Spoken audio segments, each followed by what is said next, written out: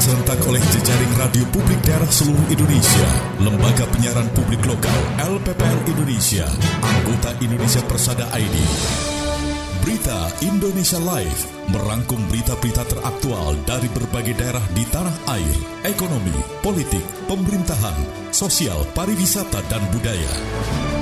Bisa Anda simak setiap Senin hingga Jumat jam 9 pagi dan jam 2 sore waktu Indonesia Barat, jam 10 pagi dan jam 5 sore waktu Indonesia Tengah, jam 11 siang dan jam 6 sore waktu Indonesia Timur. Persembahan Persatuan Radio TV Publik Daerah seluruh Indonesia, Indonesia Persada ID, untuk menyiarkan baik.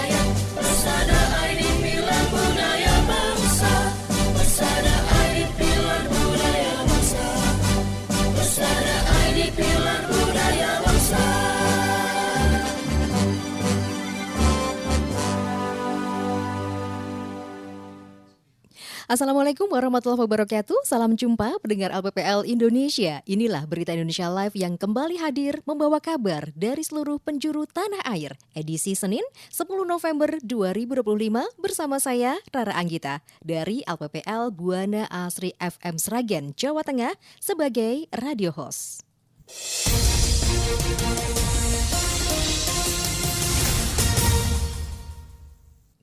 Sesi yang pertama, reporter handal yang akan menyampaikan kabar diantaranya dari Abdi Persada FM Banjarbaru, Kalimantan Selatan, Lansek Manih FM Kabupaten Sijunjung, Sumatera Barat, dan dari Giri Suara FM Kabupaten Wonogiri, Jawa Tengah.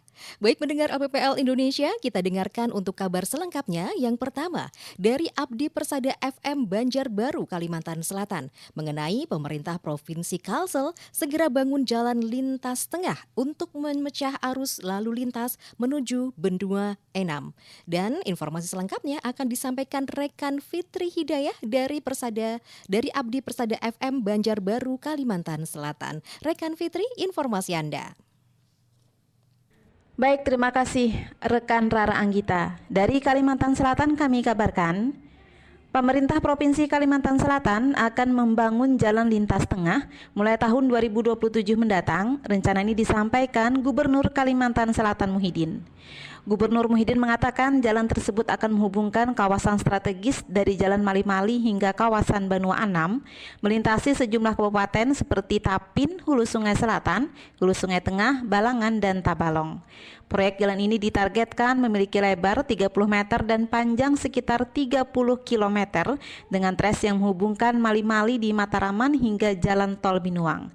Saat ini rencana pembangunan masih dalam tahap pembangunan koordinasi antara kabupaten, terutama terkait pembebasan lahan. Menurut Gubernur, keberadaan jalan lintas tengah tidak hanya meningkatkan konektivitas antar wilayah, tetapi juga menjadi solusi mengurangi kemacetan khusus saat pelaksanaan haul guru sekumpul. Selain memperlancar Selain memperlancar arus transportasi, proyek ini juga diharapkan dapat mendorong pemerataan pembangunan dan pertumbuhan ekonomi di daerah yang dilintasi. Muhyiddin optimis pembangunan jalan lintas tengah akan membawa manfaat besar bagi masyarakat dan memperkuat infrastruktur di Kalimantan Selatan. Demikian yang dapat saya laporkan, saya Fitri Hidayah dari LPPL Abdi Persada FM Kota Banjarbaru, Kalimantan Selatan, melaporkan untuk Berita Indonesia Live. Selanjutnya, kita menuju ke Lansek Mani FM, Kabupaten Sijunjung, Sumatera Barat. Dengan informasi, gandeng akademis Pemkab Sijunjung matangkan konsep Waterfront City Muaro, dukung Geopark Ranah Minang, Siloke. Informasi selengkapnya disampaikan rekan Yelmi Rustam dari Lansek Mani FM, Kabupaten Sijunjung, Sumatera Barat. Rekan Yelmi Rustam, informasi Anda. Baik, terima kasih. Selamat siang pendengar. Pemerintah Kabupaten Sijunjung secara serius mematangkan konsep master plan kawasan pertemuan tiga sungai yang dikenal sebagai Muaro Waterfront City melalui gelaran Fokus Group Discussion (FGD). Proyek pengembangan kawasan ini dipandang krusial sebagai elemen penunjang dalam upaya pengajuan usulan UNESCO Global Geopark Ranah Minang Siloke.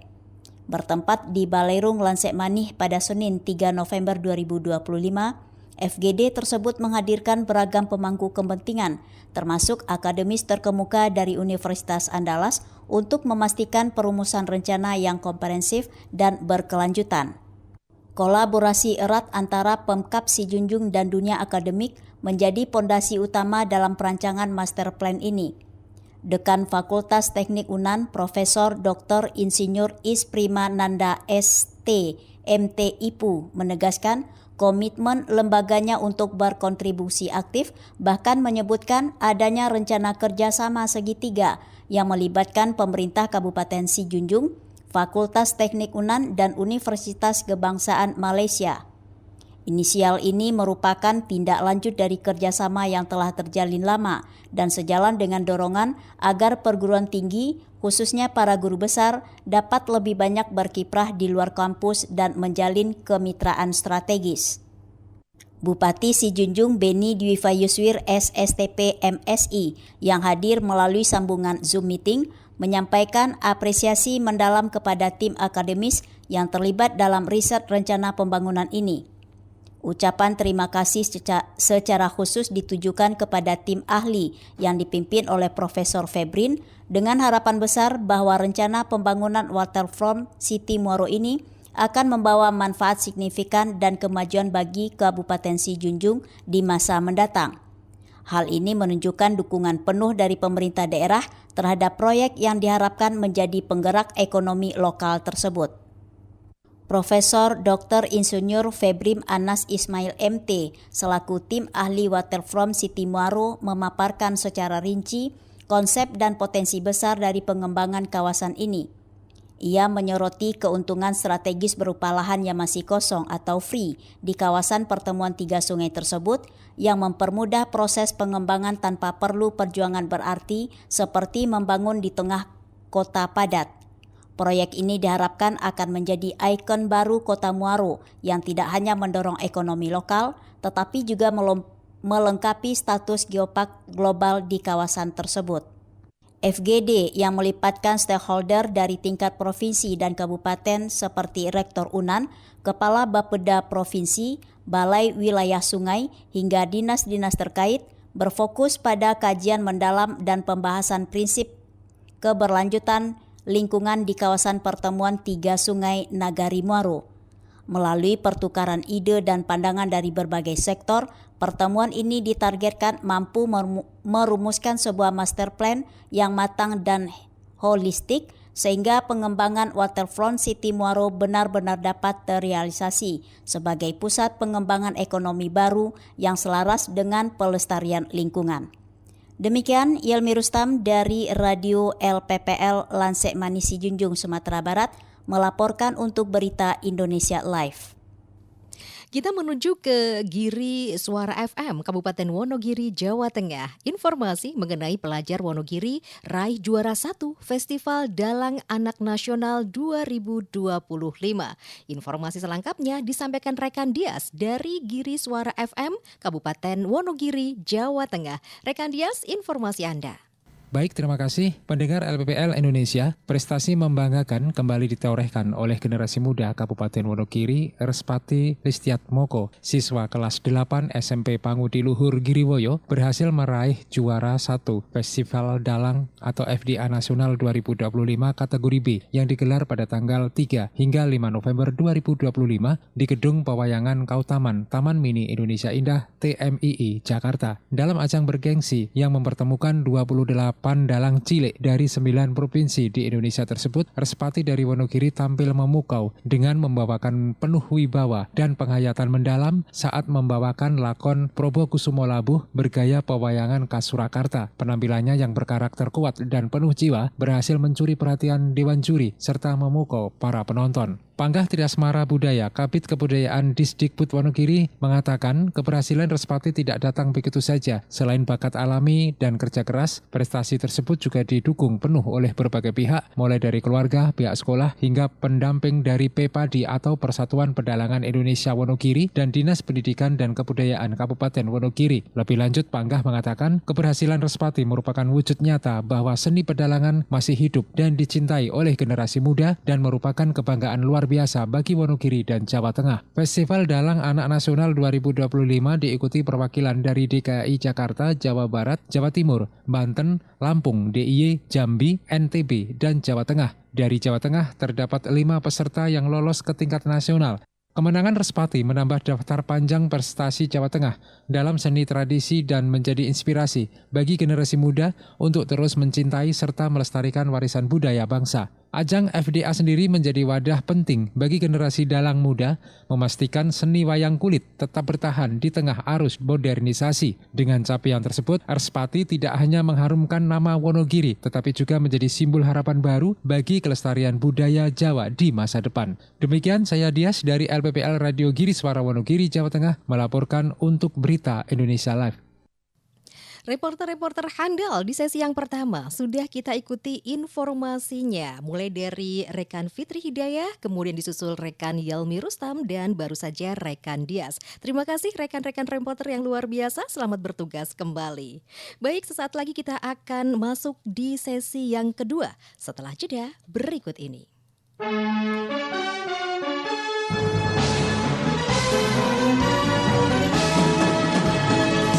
Berita Indonesia Live merangkum berita-berita teraktual dari berbagai penjuru tanah air yang dikemas, lugas, inspiratif, variatif, dan edukatif. Redaktur Pelaksana Berita Indonesia Live, Gagak Krimang Kabupaten Blora Jawa Tengah, Sasarena Kepulauan Mentawai Sumatera Barat, Suara Ngawi Jawa Timur, Kemabungo Kabupaten Bungo Jambi, Tuba Bakyu Streaming Radio Kabupaten Tulang Bawang Barat Lampung. Dan kontributor Berita Indonesia Live, Selawi FM Kabupaten Tegal Jawa Tengah, Lansek Mani FM Kabupaten Sijunjung Sumatera Barat, Abdi Persada FM Kabupaten Banjarbaru Kalimantan Selatan, Giri Suara FM Kabupaten Wonogiri Jawa Tengah, Radio Suara Hulan Talu Provinsi Gorontalo, Suara Pasuruan FM Kabupaten Pasuruan Jawa Timur, Tangerang Radio Kabupaten Tangerang Banten, Magetan Indah FM Kabupaten Magetan Jawa Timur, RPKD Kota Denpasar Bali, Praja Suara FM Kabupaten Tuban Jawa Timur, Mahardika FM Kota Blitar Jawa Timur, Pesona FM Kabupaten Wonosobo Jawa Tengah, Besemah FM Kota Bagaralam Sumatera Selatan, Tuntung Pandang FM Kabupaten Tanah Laut Kalimantan Selatan, Sawah Lunto FM Kota Sawah Lunto Sumatera Barat, Batara FM Kabupaten Barito Utara Kalimantan Tengah, Gemilang FM Kabupaten Indragiri Hilir Riau, Gemarandik FM Kabupaten Musi Banyuasin Sumatera Selatan, Magelang FM Kota Magelang Jawa Tengah, Suara Daksinarga FM Kabupaten Gunung Kidul Daerah Istimewa Yogyakarta. RTFM Kabupaten Temanggung, Jawa Tengah, Gemilang FM Kabupaten Magelang, Jawa Tengah, Suara Banjar FM Kabupaten Banjar, Kalimantan Selatan, Langkiso FM Kabupaten Pesisir Selatan, Sumatera Barat, Gema Sudirman FM Kabupaten Purbalingga, Jawa Tengah, Suara Kota Mataram FM Kota Mataram, Nusa Tenggara Barat, Mahardika FM Kabupaten Bondowoso, Jawa Timur, Buana Asri FM Kabupaten Sragen, Jawa Tengah, RPD Kutin FM Sangatta, Kutai Timur, Kalimantan Timur, Suara Pacitan FM Kabupaten Pacitan, Jawa Timur, Sonata FM Kota Bandung, Jawa Barat, Irama FM Kabupaten Purworejo, Jawa Tengah, Luhak dan Tuo FM Kabupaten Tanah Datar, Sumatera Barat, Radio Suara Anjuk Ladang FM Kabupaten Nganjuk, Jawa Timur, Suara Tabalong FM Kabupaten Tabalong, Kalimantan Selatan, Radio Suara Gresik Kabupaten Gresik, Jawa Timur, Gema Saijaan Kabupaten Kota Baru, Kalimantan Selatan, Suara Kampar FM Kabupaten Kampario, Jateng Gayeng Online Radio Provinsi Jawa Tengah, Sergai FM Kabupaten Serdang Bedage, Sumatera Utara, Maros FM Kabupaten Maros, Sulawesi Selatan, Kanjuruhan FM Kabupaten Malang, Jawa Timur, Radio In FM Kabupaten Kebumen, Jawa Tengah, Sebayu FM Kota Tegal, Jawa Tengah, In Radio Provinsi Bangka Belitung, dan Persada FM Kabupaten Blitar, Jawa Timur. Berita Indonesia Live, lugas, inspiratif, variatif, dan edukatif. Persembahan Persatuan Radio TV Publik Daerah Seluruh Indonesia, Indonesia Persada ID, untuk menyiarkan baik. Mendengar LPPL Indonesia, Anda masih di program Berita Indonesia Live yang disajikan secara lugas, inspiratif, variatif, dan edukatif, merangkum berita aktual seluruh penjuru tanah air, dari Sabang sampai Merauke, dari Miangas sampai Pulau Rote.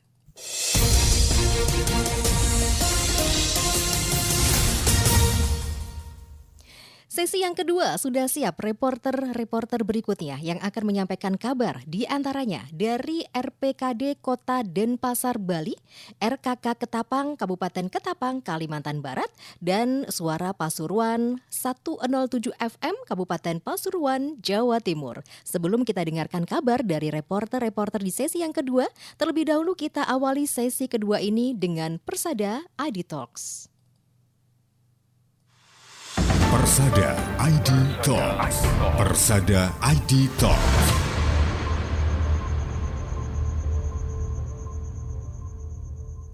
Persada ID Talks akan mengawali sesi kedua kita untuk edisi hari ini dengan informasi mengenai pelayanan prima administrasi kependudukan bagi masyarakat rentan di Kabupaten Sragen bersama Administrator Database Kependudukan Ahli Muda Dinas Kependudukan dan Pencatatan Sipil Disdukcapil Kabupaten Sragen, Beauty Ambarsari Eskom Meng.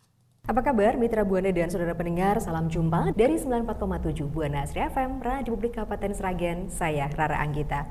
Untuk hari ini tema yang akan kita bahas mengenai pelayanan prima administrasi kependudukan bagi masyarakat rentan di Kabupaten Sragen bersama Dinas Kependudukan dan Pencatatan Sipil Disdukcapil Kabupaten Sragen. Dan untuk membahasnya telah hadir bersama kami Administrator Database Kependudukan Ahli Muda Mbak Beauty Ambarsari Eskom Meng. Apa kabar? Selamat siang Mbak Sari. Selamat siang Mbak Rara. Alhamdulillah baik. Mbak Sari, kita bahas mengenai pelayanan prima administrasi kependudukan bagi masyarakat rentan di Kabupaten Sragen.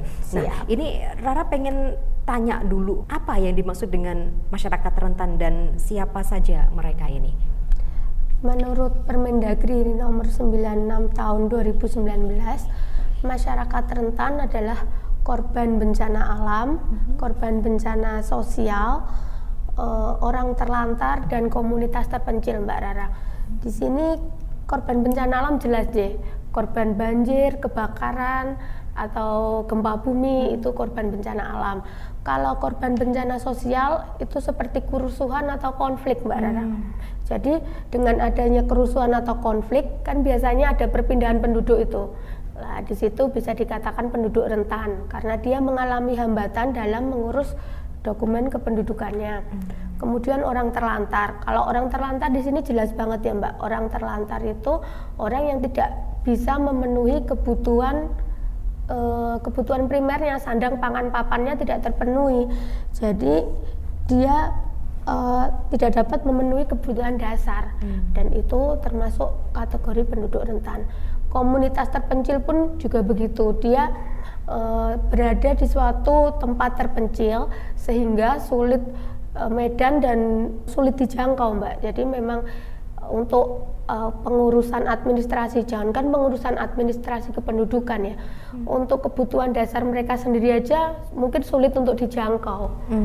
Tuh. Gitu ya. Jadi ada 4 penduduk rentan atau yang masuk ke dalam kategori rentan ini, begitu ya. Ini kalau boleh Rara ambil underline-nya gitu ya. Ini penduduk rentan ini atau masyarakat rentan ini adalah masyarakat yang mengalami hambatan dalam kepengurusan administrasi kependudukan, begitu kan? Iya. Seperti apa? Betul, betul. Jadi penduduk rentan itu penduduk atau masyarakat yang mengalami hambatan dalam mendapatkan hak-hak sipilnya.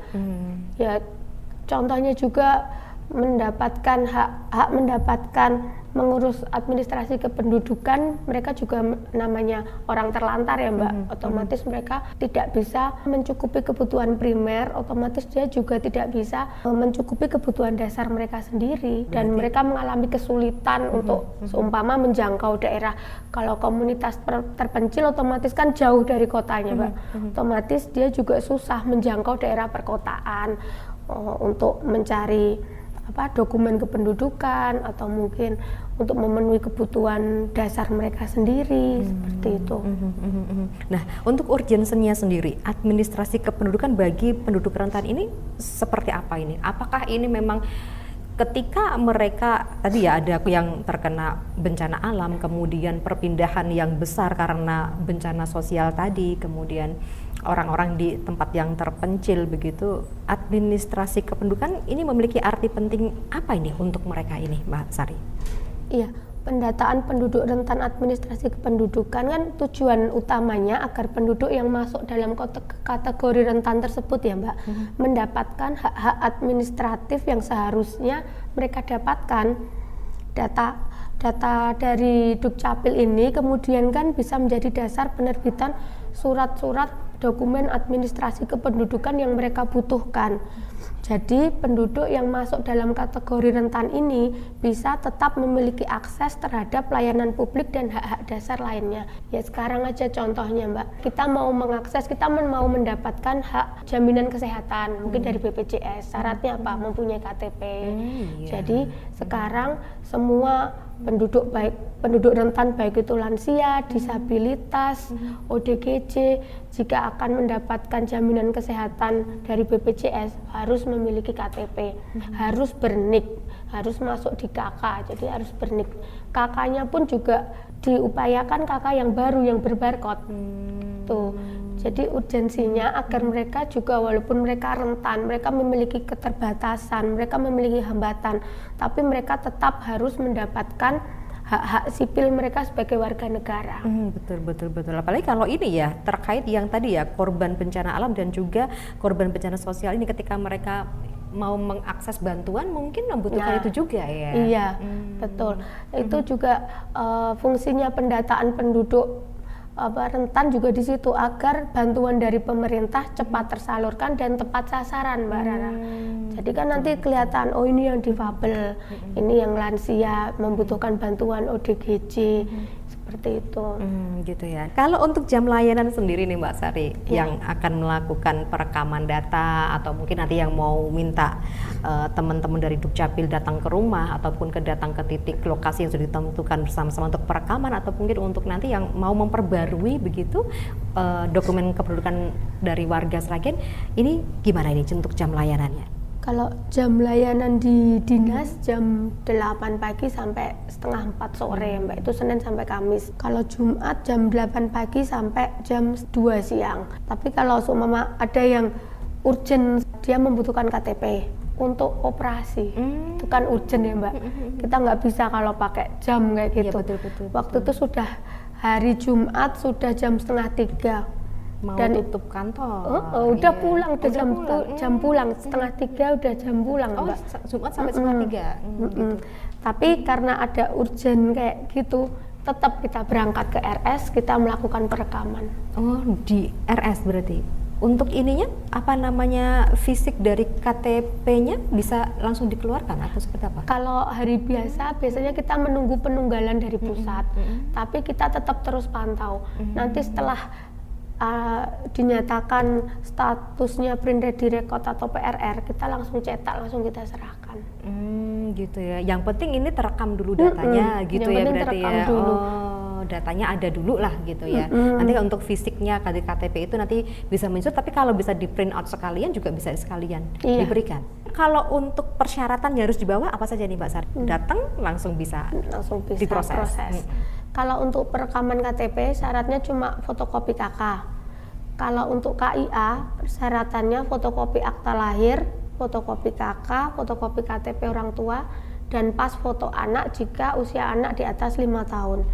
Untuk pas foto bebas, ukurannya bebas, background pun bebas untuk KIA. Kalau untuk pengajuan akta kelahiran, surat keterangan kelahiran dari RS atau bidan, legalisir fotokopi surat nikah, atau fotokopi surat nikah aja tapi menunjukkan aslinya. Kemudian fotokopi KK, KTP, kemudian akte kematian. Kalau untuk kematian, surat keterangan kematian dari desa atau dari RS, kemudian KK atau KTP jenazah, kemudian KK dan KTP pelapor, dan mengisi formulir SPTJM jika nanti meninggalnya udah lama. Baik Mbak Sari, tanpa terasa nih waktu kita sudah sampai di penghujung acara. Untuk yang terakhir sebagai penutup kebersamaan kita, Rara mohonkan closing statement-nya kebersamaan kita hari ini. Monggo silahkan. Pendataan penduduk rentan adalah langkah strategis untuk memastikan bahwa kelompok penduduk yang menghadapi hambatan atau situasi sulit tetap terdata dan terlindungi dalam sistem administrasi kependudukan. Pendataan ini tidak hanya penting untuk kepentingan administratif saja, tetapi juga untuk memastikan bahwa penduduk yang mengalami hambatan atau mengalami situasi sulit mendapatkan hak-hak dasar sebagai warga negara. Terima kasih, tetap semangat. Salam buat teman-teman Dukcapil Kabupaten Sragen, sukses semuanya. Terima kasih waktunya. Demikian Mitra Buana dan saudara pendengar, luar biasa hari ini pelayanan prima administrasi kependudukan bagi masyarakat rentan di Kabupaten Sragen bersama Dinas Kependudukan dan Pencatatan Sipil Disdukcapil Kabupaten Sragen. Semoga bermanfaat. Saya Rara Anggita dan segenap tim yang bertugas mengucapkan terima kasih kebersamaan Anda dan sampai ketemu lagi edisi selanjutnya. Salam. Demikian pendengar Berita Indonesia Live Persada ID Talks hari ini. Persada ID Talks. Persada ID Talks.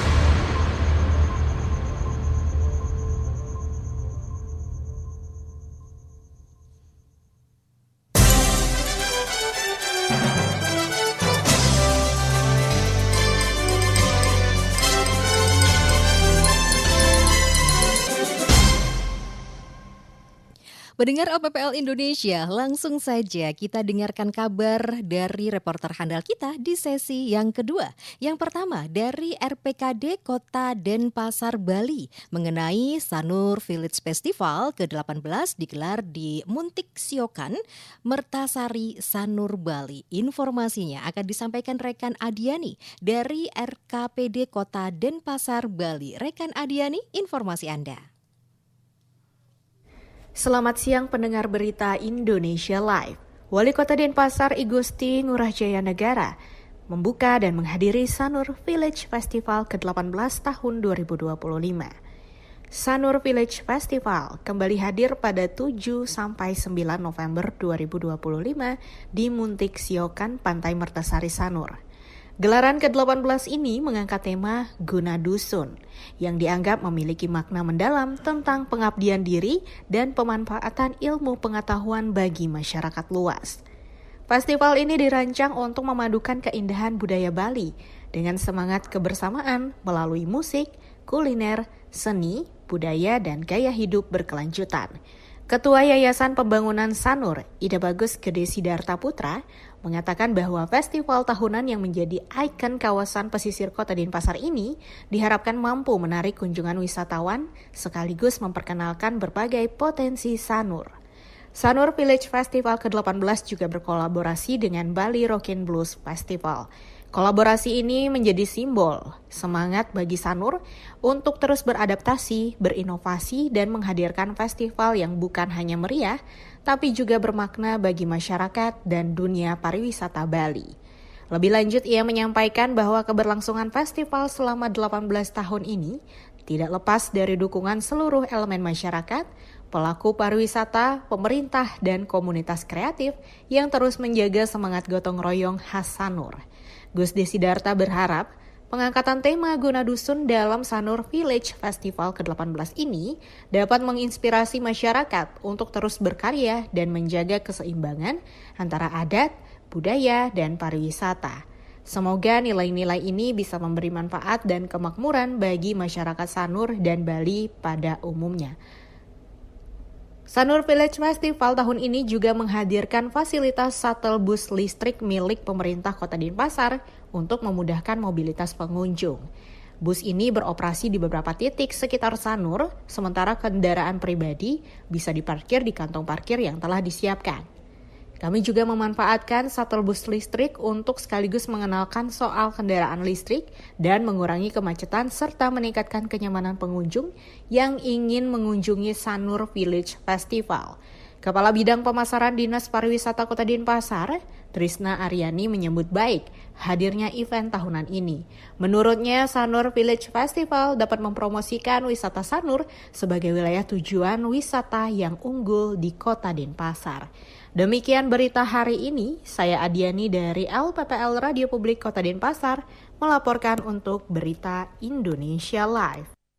Dari Bali kita menuju ke Kalimantan Barat. RKK Ketapang, Kabupaten Ketapang, Kalimantan Barat akan menghadirkan informasi untuk Anda mengenai koalisi wartawan Kawan Ketapang resmi dideklarasikan pada Selasa 4 November 2025. Informasinya akan disampaikan reporter Awang Ajiwasita dari RKK Ketapang, Kabupaten Ketapang, Kalimantan Barat. Rekan Awang Ajiwasita, informasi Anda. Terima kasih. Pendengar LPPL Indonesia, Koalisi Wartawan atau Kawan Ketapang resmi dideklarasikan pada Selasa 4 November 2025. Bupati dalam sambutannya menyampaikan ucapan selamat kepada seluruh jurnalis yang tergabung dalam Kawan Ketapang dan menaruh harapan besar agar Koalisi Wartawan Ketapang mampu membawa nuansa baru yang positif, memberikan perbedaan dan kelebihan yang signifikan menuju perubahan yang lebih baik untuk Ketapang. Bupati juga menyoroti fenomena penggunaan isu-isu sensitif seperti jalan rusak, orang sakit, atau meninggal sebagai konten untuk mencari keuntungan melalui viewer di media sosial. Kita tidak melarang, tetapi sebaiknya lebih fair dan proporsional dalam menyajikan informasi, karena setiap konten juga membawa citra daerah. Jika disampaikan berimbang dan niatnya baik, tentu bisa menjadi sarana edukasi dan kontrol sosial yang positif. Bupati mengajak seluruh insan pers yang tergabung dalam Kawan untuk berkontribusi. Bupati meyakini pemerintah akan mendukung seluruh elemen masyarakat, termasuk media, yang memiliki kontribusi potensial untuk kemajuan Ketapang. Namun, Bupati juga mengingatkan bahwa kontribusi bisa menjadi kemunduran jika dilandasi niat yang salah. Bupati juga menekankan pentingnya peran media bagi pemerintah daerah, terutama dalam menyampaikan informasi kepada publik, sekaligus menjadi media komunikasi, edukasi, dan pertanggungjawaban atas amanah masyarakat. Demikian yang dapat kami laporkan, saya Awang Ajiwasita dari LPPL Radio Kabupaten Ketapang, Kalimantan Barat untuk Berita Indonesia Live. Informasi selanjutnya dari Suara Pasuruan 107 FM Kabupaten Pasuruan, Jawa Timur dengan informasi mengenai memperingati Hari Pahlawan tahun 2025. Pemerintah Kabupaten Pasuruan menggelar upacara bendera. Informasinya disampaikan reporter Anggun dari Suara Pasuruan 107 FM Kabupaten Pasuruan, Jawa Timur. Rekan Anggun, informasi Anda. Selamat siang pendengar LPPL Indonesia. Memperingati Hari Pahlawan tahun 2025, pemerintah Kabupaten Pasuruan menggelar upacara bendera Senin pagi, 10 November 2025. Upacara digelar di halaman kantor Bupati Pasuruan dan dipimpin oleh Dandim 0819 Pasuruan, Letkol Infantri Boga Bramiko. Sedangkan komandan upacara diamanahkan kepada Dan Ramil Winongan, Kapten Kavhanok Hursepuni. Upacara juga dihadiri Bupati Pasuruan Mas Rusdi Sutejo bersama Wakil Bupati Pasuruan Gus Sobi Asrori, anggota Forpimda, Sekda, hingga para asisten, kepala OPD, serta undangan lainnya. Di hadapan para peserta upacara, Dandim Boga membacakan amanat Menteri Sosial RI. Menurutnya, kemerdekaan yang dinikmati oleh seluruh masyarakat Indonesia tidak jatuh dari langit, tapi lahir dari kesabaran, keberanian, kejujuran, kebersamaan, dan keikhlasan dari seluruh pahlawan bangsa. Para pahlawan mengajarkan kepada kita bahwa kemerdekaan tidak jatuh dari langit. Kemerdekaan lahir dari kesabaran, keberanian, kejujuran, kebersamaan, dan keikhlasan. Di masa kini perjuangan tidak lagi dengan bambu runcing, melainkan dengan ilmu, empati, dan pengabdian. Namun semangatnya tetap sama, yaitu membela yang lemah, memperjuangkan keadilan, dan memastikan tidak ada satupun anak bangsa yang tertinggal dari arus kemajuan. Sementara itu, Mas Rusdi mengajak masyarakat tidak pernah melupakan jasa para pahlawan. Sebab bangsa yang besar adalah bangsa yang menghormati jasa pahlawannya. Saya Anggun mengabarkan untuk Berita Indonesia Live. Terima kasih untuk rekan-rekan reporter yang sudah menyampaikan informasinya. Tadi ada rekan Adiani, kemudian rekan Awang Ajiwasita, serta rekan Anggun. Terima kasih untuk informasinya dan selamat bertugas kembali. Pendengar LPPL Indonesia, kita akan kembali di sesi berikutnya setelah jeda berikut ini.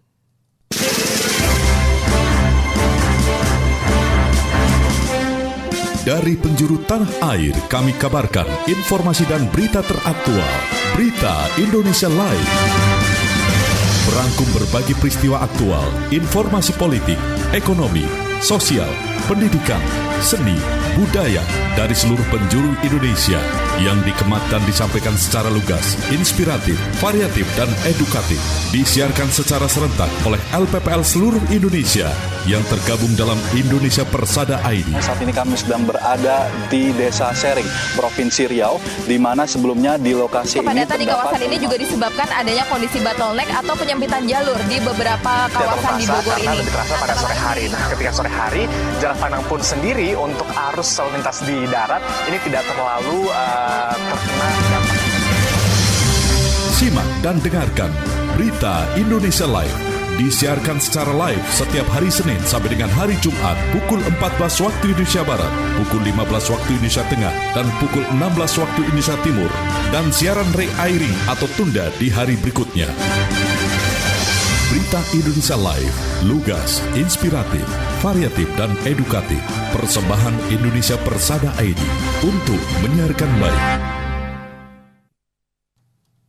Pendengar LPPL Indonesia, kita masuk sesi yang ketiga program Berita Indonesia Live yang menyajikan kabar dari seluruh penjuru tanah air. Di antaranya dari Radio Suara Rakyat Hulontalo, Gorontalo, Tangerang Radio, Kabupaten Tangerang, Banten, Magetan Indah FM, Kabupaten Magetan, Jawa Timur, dan Slawi FM, Kabupaten Tegal, Jawa Tengah.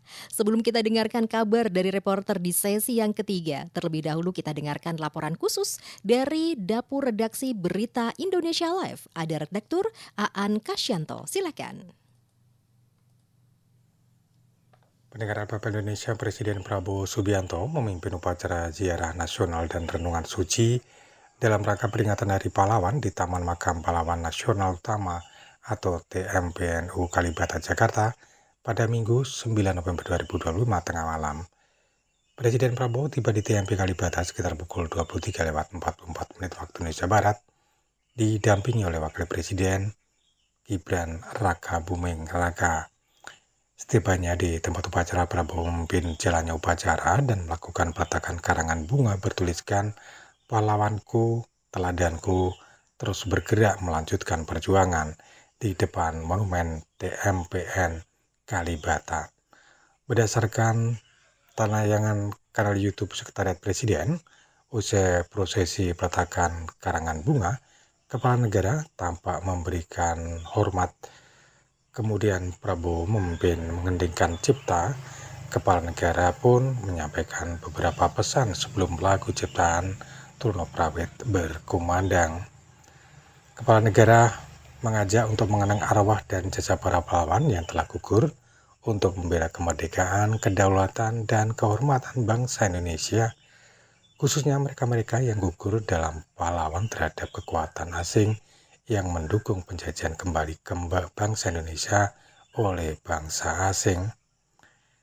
Menurut Prabowo, bangsa Indonesia janganlah sekali-kali melupakan jasa mereka, kepahlawanan mereka, menghentikan cipta, dan untuk mengenang jasa-jasa para pahlawannya. Upacara diakhiri dengan memberikan penghormatan terakhir kepada arwah para pahlawan yang dipimpin langsung oleh Komandan Upacara. Laporan khusus redaksi An Kasyanto untuk Berita Indonesia Live. Terima kasih Redaktur Aan Kasyanto. Anda tengah menyimak Berita Indonesia Live, persembahan Persatuan Radio TV Publik Daerah seluruh Indonesia, Indonesia Persada ID, untuk menyiarkan baik. Untuk kabar selengkapnya di sesi ketiga, langsung saja kita dengarkan reporter dari Radio Suara Rakyat Gorontalo, Gorontalo dengan informasi mengenai pasar murah bersubsidi kembali hadir bantu masyarakat Buladu, Kota Barat. Informasinya akan disampaikan reporter Thomas Tamu dari Radio Suara Rakyat Gorontalo, Gorontalo. Silakan rekan Thomas Tamu dengan informasi Anda. Baik, pendengar LPPL seluruh Indonesia dimanapun Anda berada. Pemerintah Provinsi Gorontalo kembali mengadakan kegiatan pasar murah bersubsidi yang berlangsung di Kompleks Masjid Husnul Khotimah, Kelurahan Buladu, Kecamatan Kota Barat, Jumat 7 November 2025.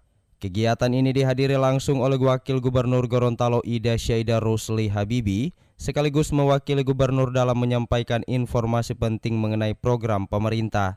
Dalam sambutannya, Wagub Ida menjelaskan bahwa pasar murah bersubsidi ini merupakan inisiatif pemerintah untuk membantu masyarakat dalam memenuhi kebutuhan sehari-hari dengan harga yang terjangkau. Program ini menawarkan 7 jenis kebutuhan pokok dengan total harga hanya Rp90.000, jauh lebih murah dibandingkan dengan harga pasar biasanya yang mencapai Rp240.000. Wagub Ida juga menekankan pentingnya keteraturan dalam berbelanja agar semua masyarakat dapat menikmati program ini. Setiap pembeli hanya diperbolehkan membeli 1 kupon dengan menunjukkan identitas diri atau KTP, sehingga setiap orang memiliki kesempatan yang sama untuk mendapatkan bantuan. Pasar murah bersubsidi menyediakan berbagai kebutuhan pokok dengan harga terjangkau, antara lain beras dengan harga 5 kg seharga Rp25.000, minyak 1 liter Rp10.000, ayam 1 ekor Rp20.000, gula pasir 1 kg Rp10.000, bawang merah 1 kg Rp10.000, rica Rp5.000, dan telur seharga Rp10.000 dengan 10 butir. Kegiatan ini diharapkan terus berlangsung dan menjangkau lebih banyak masyarakat di Gorontalo, memberikan bantuan yang signifikan, serta meringankan beban kehidupan sehari-hari. Demikian, saya Thomas Tamu, reporter LPPL Radio Suara Rakyat Gorontalo, Gorontalo, melaporkan untuk Berita Indonesia Live. Selanjutnya dari Tangerang Radio, Kabupaten Tangerang, Banten, informasi mengenai Hari Pahlawan, Bupati Tangerang kunjungi rumah veteran perang. Laporan selengkapnya disampaikan reporter Andri dari Tangerang Radio, Kabupaten Tangerang, Banten. Rekan Andri, informasi Anda. Terima kasih pendengar LPPL seluruh Indonesia. Peringatan Hari Pahlawan, Bupati Tangerang Muhammad Mesa Rashid bersama Dandim 0510 Tiga Raksa melakukan kunjungan ke rumah seorang veteran perang Haji Asyam yang berusia lebih dari 100 tahun di Kecamatan Sepatan, Kabupaten Tangerang. Kunjungan tersebut dilakukan sebagai bentuk penghormatan dan penghargaan kepada para pejuang bangsa yang telah berjasa dalam merebut dan mempertahankan kemerdekaan Indonesia. Selain bersilaturahmi, pihaknya memohon doa untuk bisa melanjutkan perjuangan dalam melaksanakan pembangunan di Kabupaten Tangerang. Dia juga memberikan pesan kepada seluruh masyarakat agar tetap menjaga semangat juang dan menjadikan perjuangan serta pengorbanan para pendahulu bangsa sebagai inspirasi untuk berkarya, berperan aktif dan berkontribusi dalam pembangunan daerah. Sementara itu, Haji Asyam, veteran perang yang pernah berjuang mempertahankan kemerdekaan pada masa revolusi fisik, menyampaikan rasa haru dan terima kasih atas perhatian dari pemerintah Kabupaten Tangerang. Demikian informasi yang dapat kami sampaikan. Saya Andri dari Tangerang Radio 91 FM untuk Berita Indonesia Live. Sementara dari Magetan Indah FM, Kabupaten Magetan, Jawa Timur, dengan berita mengenai ATK Yogyakarta siap dorong pengembangan industri kulit di peningkatan SDM kulit Magetan. Reporter Wina akan menyampaikan informasinya untuk Anda. Silakan, Reporter Wina. Terima kasih. Selamat siang pendengar LPPL di seluruh Indonesia. Potensi besar industri kulit Kabupaten Magetan menarik perhatian Politeknik ATK Yogyakarta untuk memperluas kerjasama strategis dalam pengembangan sumber daya manusia. Hal tersebut ditegaskan kembali dalam kegiatan penandatanganan kesepakatan bersama yang berlangsung di Ruang Jamuan Pendopo Surya Graha.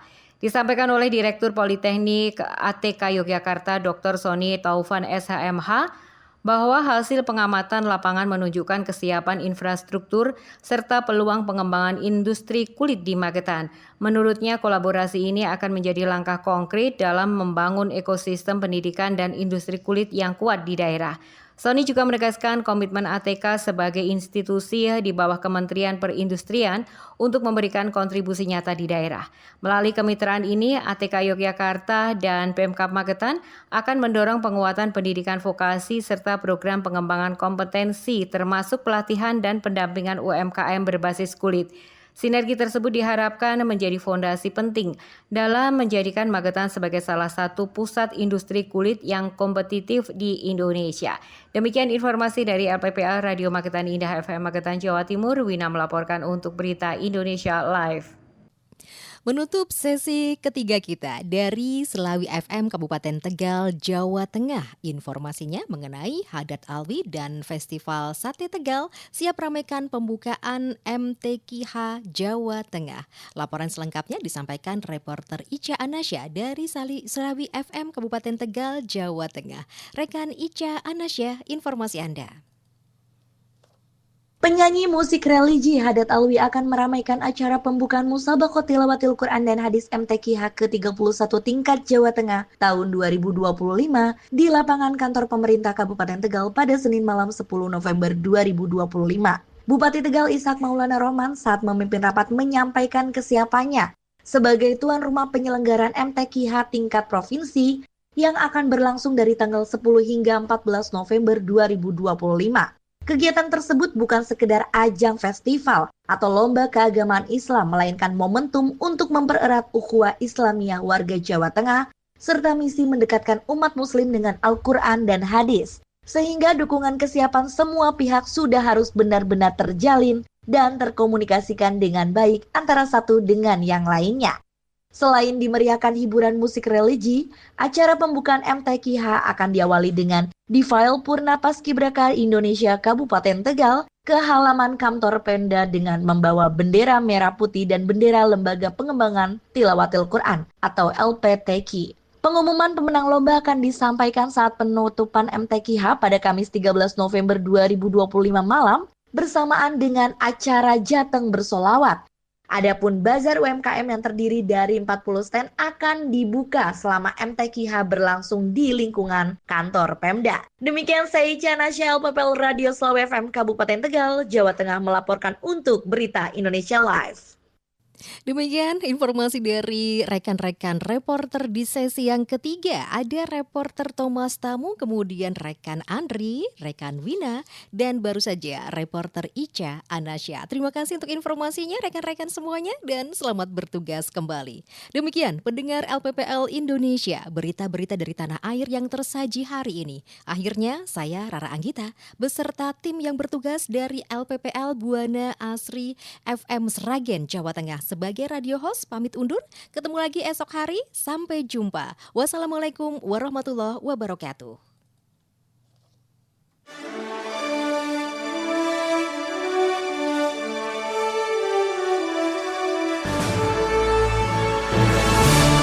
Baru saja Anda ikuti Berita Indonesia Live, disiarkan serentak oleh jejaring radio publik daerah seluruh Indonesia, Lembaga Penyiaran Publik Lokal, LPPL Indonesia, anggota Indonesia Persada ID. Berita Indonesia Live, lugas, inspiratif, variatif, edukatif, persembahan Persatuan Radio TV Publik Daerah seluruh Indonesia, Indonesia Persada ID, untuk menyiarkan baik.